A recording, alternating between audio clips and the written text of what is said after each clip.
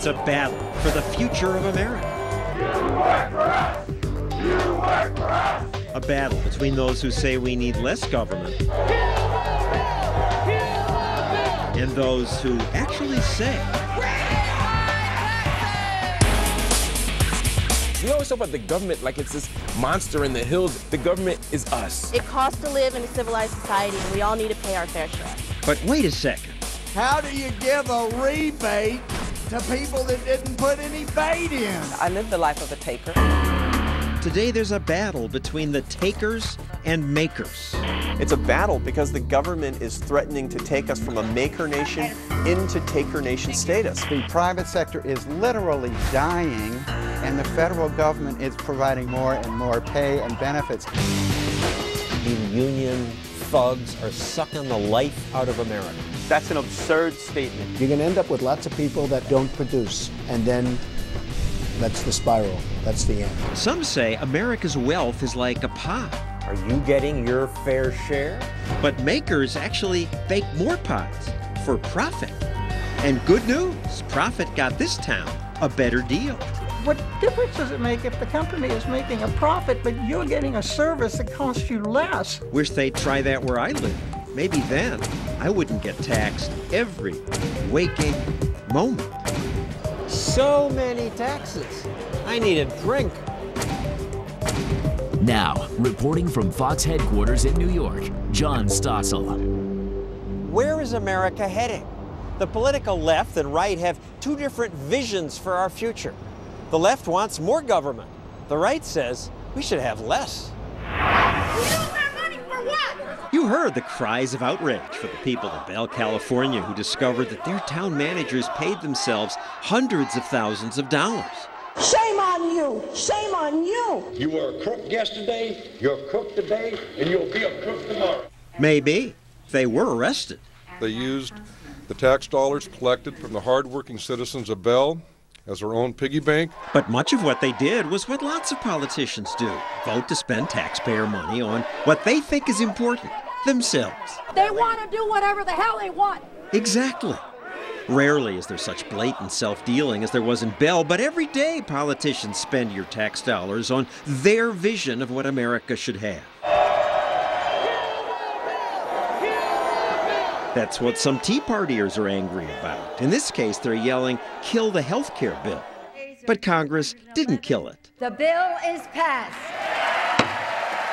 Passed along with the Serve America Act and Wall Street reform, plus foreclosure relief and children's health insurance and extended unemployment and, of course, the stimulus. They always spend more. Thomas Jefferson said, "It's the natural progress of things for liberty to yield and government to gain ground." But never before outside wartime has government gained so much ground. Just got to stop spending. It's got to be a point to the end of it. For most of the life of America, and when we grew the fastest, government spent, in today's dollars, just a few $100s per person. But today, the federal government alone spends $10,000 per American. Total government now eats up 40% of the economy. 40%. Yet the political class always claims they need more. Many people are hurting. Help America's steelworkers. Pass funding for black farmers now. I average 20 to 30 meetings a day in my office, and 20 to 30 meetings are people asking for something from the federal government. Usually, Paul Ryan is an unusual congressman because he believes government should do less. You're telling your colleagues, stay out? Don't do anything? Yeah. Well, in many of these cases, yes. That's not a popular idea around here.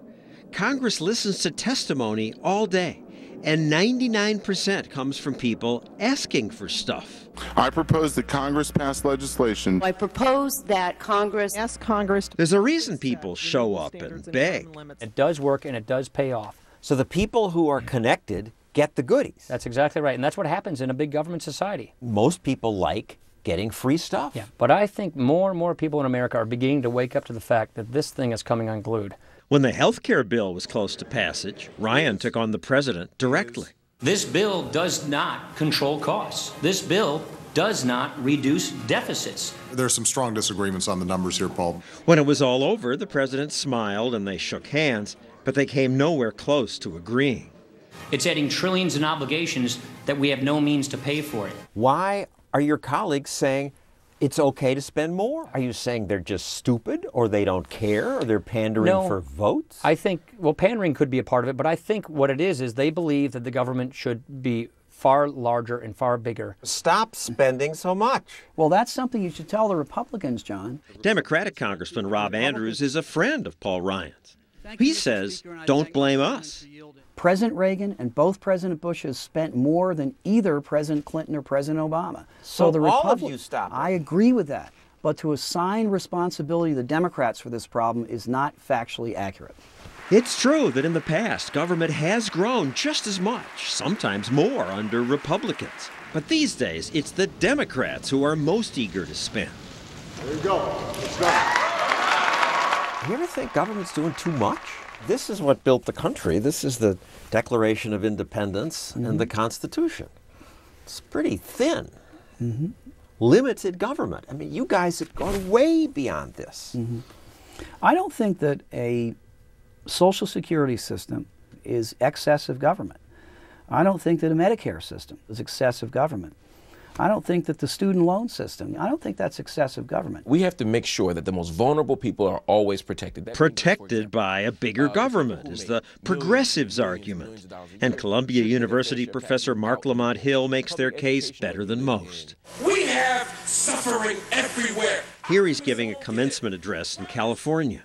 Republicans and Democrats, poor people and rich people, middle class, black, white, everybody has to be involved in this struggle. What those of us who are at the top of the economic ladder have to do is be willing to make sacrifices that ultimately will benefit everyone. Everyone benefits when we pay a little bit more to create universal health care. Everyone benefits when we pay a little more to have better public education systems. Everyone benefits from that.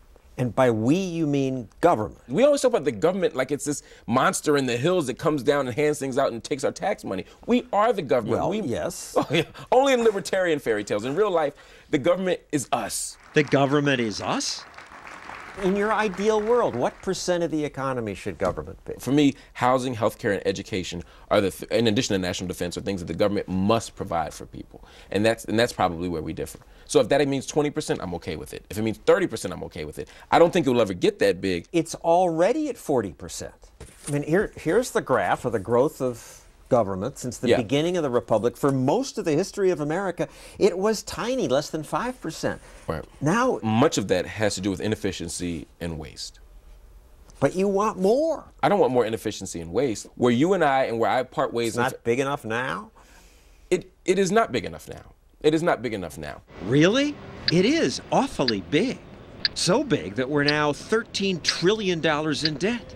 And yet they keep spending more. There you go. There you go. We are done. But how will we pay for it? We fight most about the income tax. Raising taxes is a recipe for disaster. But there are so many other taxes. Payroll, corporate, capital gains, estate, sales taxes.